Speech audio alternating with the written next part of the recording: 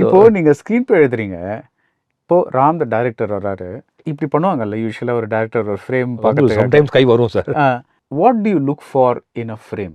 Sir ஒவ்வொரு படத்துக்கும் மாறுது சார், ஒவ்வொரு காட்சிக்கும் மாறுது சார்.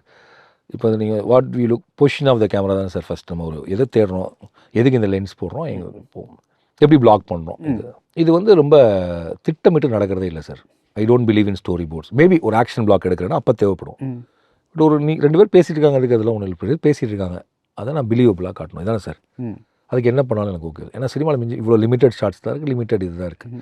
ஸோ அதில் ஒன்றும் பிளாக்கிங் இதுக்கெல்லாம் வந்து நம்ம புதுசாக நம்ம ஒன்றும் இன்னைக்கு சினிமா முதல் நாள் தொடங்கலை. இட்ஸ் தேர்.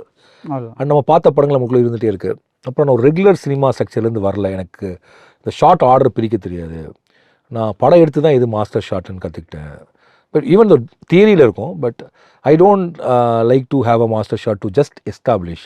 எனக்கு எஸ்டாப்ளிஷ்மெண்ட் ஷார்ட்ஸ் பிடிக்காது, அது எப்படியாவது அவாய்ட் பண்ணணும்னு நினைப்பேன். அப்புறம் எஸ்டாப்ளிஷ்மெண்ட் ஷாட் இல்லாமல், ஆனால் ஒரு எஸ்டாப்ளிஷ்மெண்ட் ஷாட் தேவை. ஏன்னா எங்கே நடக்குதுன்னு எப்படி சொல்லி தானே ஆகணும். ஆனால் எடுத்த உடனே ஒரு ஷார்ட்டை போட்டு இந்த இடத்துல நடக்குதுப்பான்னு சொல்கிறதுக்கு பதிலாக அதுக்குள்ளே இன்னொரு மீனிங் கிடைக்குமான்னு இப்போ தேடுவோம் சார். இப்படி இங்கே வச்ச இது இருக்குது, இது ஃபோர் நோன், இது மிட் டோன், ஒரு பேக்ரவுண்ட், எப்படி டெப்த் கியூஸ் எவ்வளோ இருக்குது, எவ்வளோ வேனிஷிங் பாயிண்ட்ஸ் இருக்குது.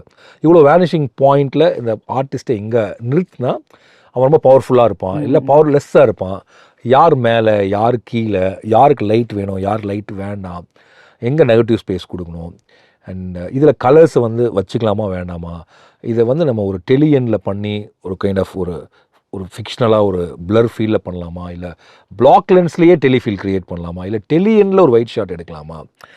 டெலியனில் ஒயிட் ஷாட் எடுக்கிறதுக்கும் ஒயிட் லென்ஸில் ஒயிட் ஷாட் எடுக்கிறதுக்கும் என்ன டிஃப்ரென்ஸ் இருக்குது. ஸோ இப்படி மாறிட்டே இருக்கும் சார். பாரம்பரியமான KTV true value groundnut oil.